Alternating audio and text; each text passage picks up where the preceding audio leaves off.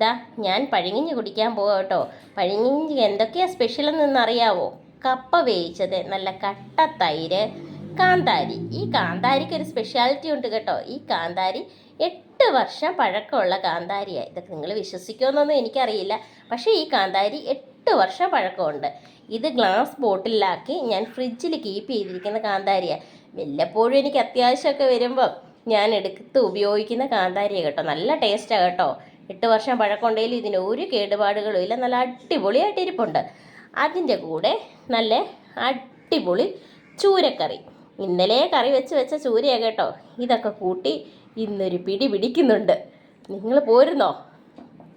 അടിപൊളി ടേസ്റ്റ് ആയിരിക്കും കേട്ടോ. അപ്പം കപ്പയും കാന്താരിയും തൈരും ഒക്കെ ഒഴിച്ച് നല്ല കുഴച്ച് നല്ല അടിപൊളിയായിട്ട് വായിൽ കപ്പലോടുന്നുണ്ടല്ലേ. അടിപൊളിയായിട്ട് നമുക്ക് കഴിക്കാം.